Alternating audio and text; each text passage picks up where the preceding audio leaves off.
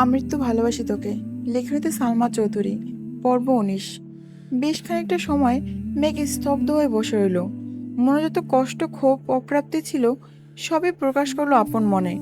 ঘণ্টাখানেক বসার পর সোফা থেকে উঠে হাঁটতে শুরু করলো। একপাশে রেলিং ধরে দাঁড়িয়ে আপন মনে গুনগুন করে গাইছে, আমি কি তোমায় খুব বিরক্ত করছি, বলে দিতে পারো তা আমায়। হয়তো আমার প্রয়োজন নেই, তবুও লেগে থাকে একটা কোণায়। তুমি বলে দিতে পারো আমায়, চিঠি লিখবো না এই ঠিকানায়। অন্যদিকে আবির এখনো চেয়ারে হেলান দিয়ে বসে আছে। 11টার দিকে মালিয়া খান কল করলেন। আবির কল রিসিভ করে সালাম দিল। মালিয়া খান সালামের উত্তর দিয়ে কিছুটা তপ্ত স্বরে বললেন, তুই কি বাসায় আসবি না? আবির স্বাভাবিক কণ্ঠে বলল, আসবো একটু পর।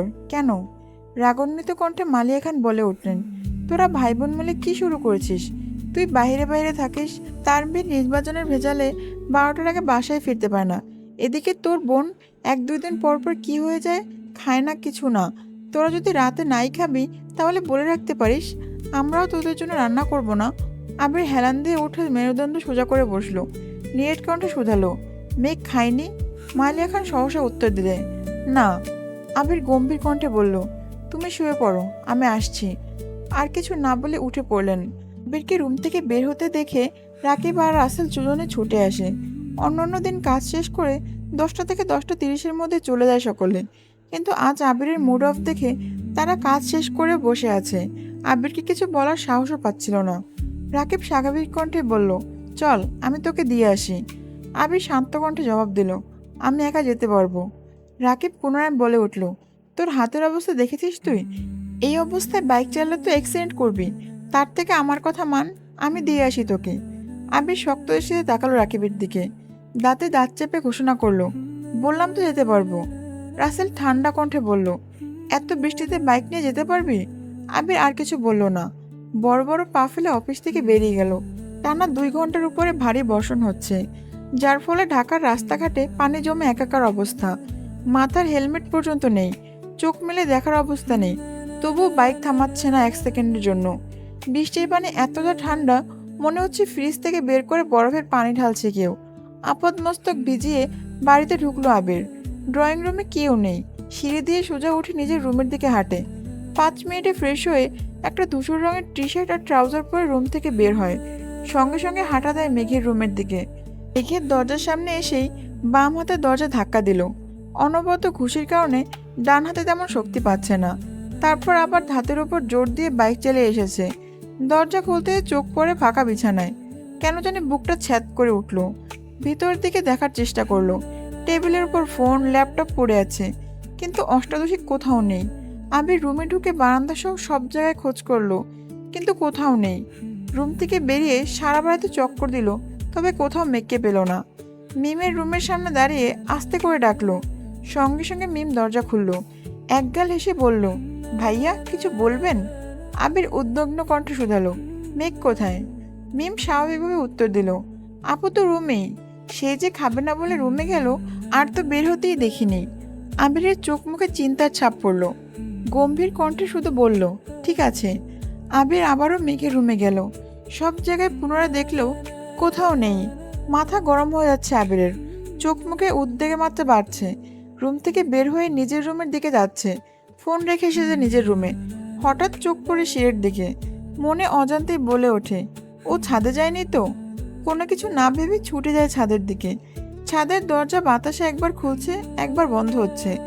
আবির দরজা ধাক্কা দিয়ে ঘাট ডানে বামে ঘুরিয়ে ছাদ দেখার চেষ্টা করছে। ভারী বর্ষণের ফলে ছাদেও পানি জমে আছে অনেকটা। পাইপ দিয়ে গিয়েও কোনো কুলাতে পারছে না। সাথে বৃষ্টির ছিটাফোঁটা পড়ছে আবিরের শরীরে। কোথাও কাউকে চোখে পড়ছে না। আবির বৃষ্টির মধ্যে পা বাড়ালো ছাদে। কিছুক্ষণ পর বিদ্যুৎ চমকাচ্ছে। আবির ছাদের চারপাশ দেখছে ঘুরে ঘুরে। হঠাৎ বিদ্যুৎ চমকানোতে আবিরের দৃষ্টি পড়ে। রেলিং ঘেঁষে ছাদের ফ্লোরে পড়ে আছে অষ্টাদশী। ছাদের সাইডের দিকে যাওয়ার পাইপের উপর পড়ে আছে মাথা। শরীরের বাকি অংশ ছাদের ফ্লোরে জমা পানির মধ্যে পড়ে আছে। আবির আকস্মাৎ চিৎকার দিয়ে ওঠে, মেঘ! এক মুহূর্তে দৌড়ে গেল মেঘের কাছে। অজ্ঞান হয়ে পড়ে আছে আবিরের প্রণয়নী। আবিরের হাত কাঁপছে, তবুও ঝাঁপটে ধরল মেঘের পিঠ বরাবর। সহসা অষ্টাদশীর ঘাট থেকে মাথা পর্যন্ত আঁকড়ে ধরল নিজের প্রশস্ত বুকে। মেঘের শরীর বরফের ন্যায় শীতল হয়ে আছে, শুধু মাথাটা একটু গরম। আবির কয়েকবার আকুল স্বরে মেঘকে ডাকলো, কিন্তু মেঘ নিস্তেজ হয়ে পড়ে আছে। মেঘের ওই অবস্থা দেখে আবিরের সমগ্র পৃথিবী ঘুরছে। বৃষ্টির পানি বরাবরই মানুষের উপকারে আসে। সাধারণত বৃষ্টিতে ভিজলে কেউ বেহুশ হয় না, তবে যদি সেই মানুষটা অতিরিক্ত চিন্তা বা মানসিক চাপে থাকে তবে শরীরের তাপমাত্রা কমে একটা সময় অজ্ঞান হয়ে যেতে পারে। মেঘের ক্ষেত্রেও ঠিক এমনটাই ঘটেছে। এক আকাশ জমিমান জমা ছিল তার মনে। প্রতিফলন ঘটল এইভাবেই। আবির সহসা দুহাতে কোলে তুলে নিল মেঘকে। সিঁড়ি দিয়ে হাঁটছে ঠিকই, কিন্তু দৃষ্টি তার অষ্টাদশীর মলিন মুখের পানে। আবিরের চোখ বেয়ে দুফোঁটা অশ্রু গড়িয়ে পড়ল অষ্টাদশীর গালে। দুজনের শরীর বেয়ে অঝরে পানি পড়ছে। দীর্ঘ পা ফেলে করিডোর দিয়ে হেঁটে মেঘের রুমে ঢুকলো। ফ্লোরে বিছানার সাথে হেলান দিয়ে মেঘকে বসিয়ে দিল। টাওয়াল এনে হাত মুখ আর মাথায় কিছুটা মুছিয়ে দিল। সঙ্গে সঙ্গে রুম থেকে বের হয়ে নিজের রুমে গিয়ে বাইকের চাবি আর হেলমেট নিয়ে ছুটে গেল নিচে। হালিমা খানের দরজার সামনে ভেজা শরীর নিয়ে দাঁড়িয়ে ডাকছে। দুইবার ডাকার পরে হালিমা খান দরজা খুললেন। আবির জলসিক্ত শরীর দেখে চিন্তিত স্বরে শুধালেন, ভিজে এসেছিস? আবির তপ্ত স্বরে বলল, মামুনি তুমি একটু মেঘের রুমে যাও, ওর অবস্থা ভালো না। আপাতত বাড়ির মানুষকে ডেকো না, আমি ডাক্তার নিয়ে আসছি। একদমে কথাগুলো বলল আবির। হালিমা খান আঁতকে উঠে বলল, কি হয়েছে? আবির চলে যেতে যেতে দ্বিতীয়বার ঘাড় ঘুরিয়ে বলল, আর হ্যাঁ, ওর শরীরটা একটু ধুয়ে দিও তো। আবির ছুটল দরজার দিকে। হালিমা খান দ্রুত পায়ে সিঁড়ি দিয়ে উঠতে ব্যস্ত হলেন। চোখে তার পানি টলমল করছে। একমাত্র মেয়ে বলে কথা। মেয়ের মুখ গোমড়া থাকলে যেখানে চিন্তায় পড়ে যান হালিমা খান, সেখানে মেয়ে অসুস্থ মানে হালিমা খানের মাথায় আকাশ ভেঙে পড়া। 20 মিনিটের মধ্যে আবির ডাক্তার নিয়ে চলে এসেছে। ডাক্তারকে রেনকোট দিয়েছে ঠিকই, কিন্তু আবিরের সম্বঙ্গ ভেজা। মেঘের রুমের সামনে দাঁড়িয়ে গলা খাকারি দিল আবির। নরম স্বরে বলল, আসবো? হালিমা খান কাঁদো কাঁদো কণ্ঠে বললেন, আয়। আবির ঢুকলো। আবিরের পিছনে ডাক্তার ও মেঘের রুমে ঢুকলো। আবিরের গা থেকে পানি পড়ছে ফ্লোরে, কিন্তু সেদিকে তার ভ্রুক্ষেপ নেই। তার দৃষ্টি অষ্টাদশীর মুখের পানে। ডাক্তার 10 সেকেন্ড মেঘকে দেখলো কিনা আবির উদ্বিগ্ন কণ্ঠে শুধালো, ওর কিছু হবে না তো? ডাক্তার স্বাভাবিক কণ্ঠে বলল, তেমন কোনো সমস্যা নেই। বেশিক্ষণ বৃষ্টিতে ভিজেছে মনে হয়। তাছাড়াও হয়তো কোনো মানসিক চাপে আছে, তার জন্যই এমনটা হয়েছে। কিছুক্ষণের মধ্যে জ্ঞান ফিরে আসবে। আমি কিছু মেডিসিন লিখে দিচ্ছি, জ্ঞান ফিরলে খাইয়ে দিও। যদি জ্ঞান না ফিরে তাহলে পরবর্তীতে জানিয়ে একটা স্যালাইন করতে হবে। জ্ঞান ফিরলেও কিছুদিন একটু রেস্ট রাখবা, কোনো প্রকার মানসিক চাপ দিও না।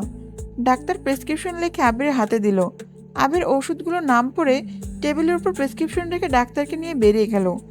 ভেজা শরীরে পুনরায় বাইক দিয়ে ডাক্তারকে বাড়িতে পৌঁছে দিয়ে ওষুধগুলো কিনে আসলো। নিজের রুমে গিয়ে 1 মিনিটে ড্রেস পাল্টে শুকনো কাপড় পরে মেঘের রুমে আসছে। মেঘ তখনও অজ্ঞান অবস্থায় শুয়ে আছে। হালিমা খান মেঘের হাত পায়ে তেল মালিশ করে দিচ্ছেন, কান্না করছেন আর বারবার মেঘকে ডাকছেন। মেঘের মাথার নিচে একটা টাওয়াল দিয়ে রেখেছেন।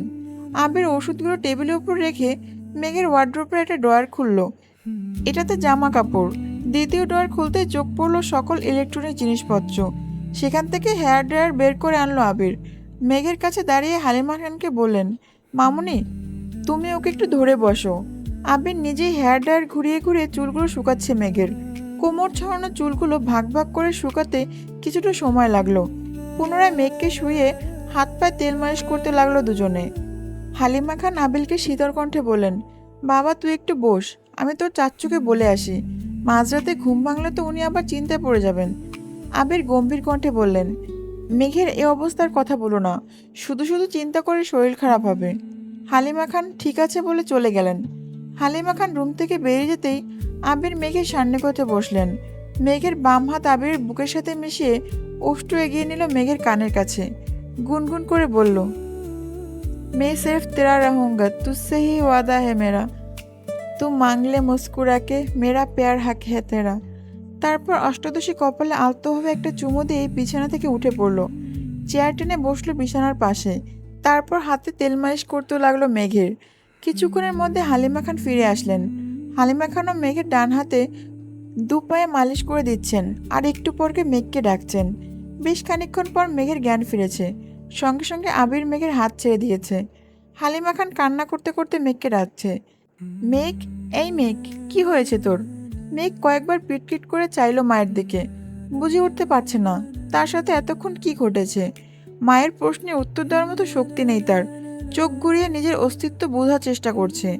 নিজের রুমটা পরখ করতে লাগলো মেঘ। হঠাৎ দৃষ্টি পড়ে বাম পাশে চেয়ারে বসে আবির ভাইয়ের দিকে। মায়া ভরার দৃষ্টিতে তাকিয়ে আছে মেঘের পানে। মেঘও কয়েক মুহূর্ত তাকিয়ে রইল আবির ভাইয়ের দিকে। মনে পড়তে লাগলো সন্ধ্যার পর থেকে ঘটে যাওয়া ঘটনাগুলো। তৎক্ষণাৎ দৃষ্টি সরিয়ে নিল আবির ভাইয়ের দিক থেকে। পুনরায় চোখ বন্ধ করে ফেলল মেঘ। হালিমা খান মেঘের কপালে হাত রেখে আঁতকে উঠলেন, সঙ্গে একবার গালেও হাত রাখলেন। সহসা বলে উঠলেন, মেঘের তো জ্বর উঠেছে। আবির গম্ভীর কণ্ঠে বলল, তুমি ওকে ওঠাও, আমি খাবার নিয়ে আসছি। ঔষধ খাইয়ে দিলে যদি একটু কমে। হালিমা খান চিন্তিত স্বরে বললেন, তানভীর কোথায়? আবির শক্ত কণ্ঠে জবাব দিল, ওকে জানিয়েছি, আসতেছে। মেঘ নিস্তেজ অবস্থায় শুয়ে আছে। চোখ খুলে আবির ভাইকে দেখার শক্তিটুকু যেন পাচ্ছে না। কথা বলা তো বহু দূরের বিষয়। আবির নিচে গিয়ে একটা প্লেটে অল্প ভাত আর একটু তরকারি নিয়ে আসলো। হালিমা খান মেয়েকে কোনোরকম উঠিয়ে খাটের সাথে হেলান দিয়ে বসিয়ে নিজে ধরে রেখেছেন।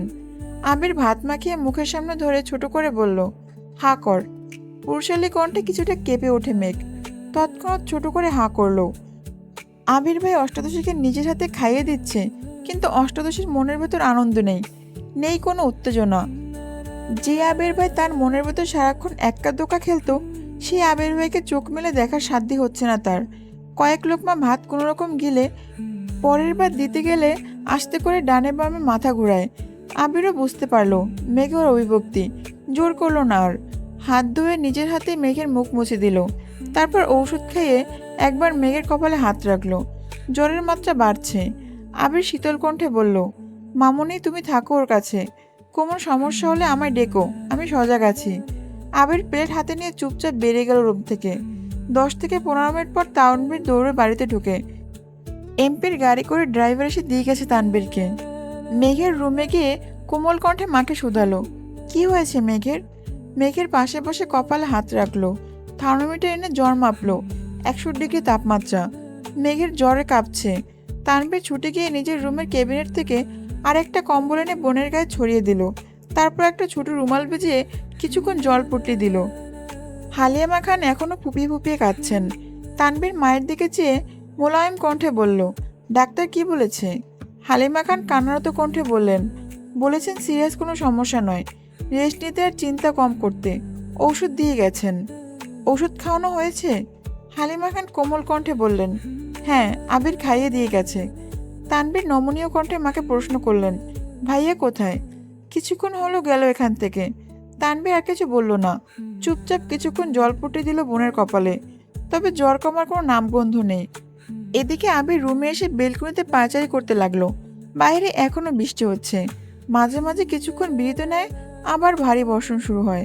তাপমাত্রা কম থাকার পরেও আবিরের শরীর ঘামছে, স্থির হতে পারছে না কোনোভাবেই। তামাটের চেহারা কুচকুচে কালো বর্ণ হয়ে আছে।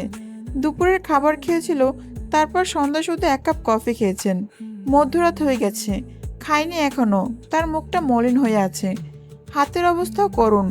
বাসায় ফেরার পথে ব্যান্ডেজ খুলে ফেলেছিল। বৃষ্টির পানিতে কাটা অংশগুলো ফ্যাকাশে হয়ে গেছে।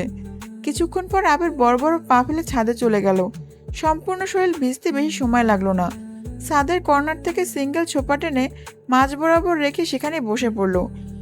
অসীম দূরত্বে চেয়ে থাকে অনেকটা সময় ধরে। পরপর চোখ বন্ধ করে শ্বাস টেনে নিজেকে প্রশ্ন করল, আমি কি এখন ফের ভুল করে ফেললাম? আবিরের মনে পড়ছে পুরনো স্মৃতি। এক প্রণয়ন 2 বছরের নীরবতা কুকড়ে কুকড়ে হাঁটছিল তাকে। প্রিয় মানুষের উপস্থিতি যেমন বক্ষস্পন্দন বাড়াতে সক্ষম, তার থেকেও বেশি কষ্টদায়ক নিজের প্রেয়সীকে গুরুগম্ভীর থাকতে দেখা, আর যার কারণ সে নিজেই। একটা সামান্য ভুলের কারণে গত 2টি বছর প্রেয়সী তার চোখে চোখ রাখেনি, এক টেবিলে একসাথে খেতে বসেনি, মুখ ফুটে একটা কথা পর্যন্ত বলেনি। এর বেশি সহ্য করার ক্ষমতা একটা 18 বছরের যুবকের পক্ষে কখনো সম্ভব ছিল না। প্রেয়সীর প্রতি অনুভূতি তার অন্তঃস্পর্শের বিশালতা সমুদ্রের ন্যায়, যা কখনো পরিমাপ করা সম্ভব নয়। যখন তার সহ্য সীমা শেষ হতে চলল, তখন তার সামনে 2টি রাস্তা ভেসে উঠেছিল। এক, স্কলারশিপে বিদেশে যাওয়া। দ্বিতীয় হলো ঢাকা ভার্সিটিতে পড়াশোনা। আবির বাড়ির প্রত্যেকটা সদস্য থেকে মতামত নিয়েছিল সেদিন। এমনকি তার হৃদয়হরণের কাছে সেদিন আকুল মিনতি করে জিজ্ঞাসা করেছিল সে কি চায়। ছোট্ট হৃদয়হরণের অভিমানের মাত্রা এতটা তীব্র ছিল যে সেদিনও আবিরের চোখে চোখ রাখেনি, আবিরের কোনো কথার উত্তরও দেয়নি। 2 বছর যে ললনার অভিমান ভাঙাতে অক্ষম, সেই ললনার অভিমান কয়েক মাসে ভাঙানো সম্ভব ছিল না।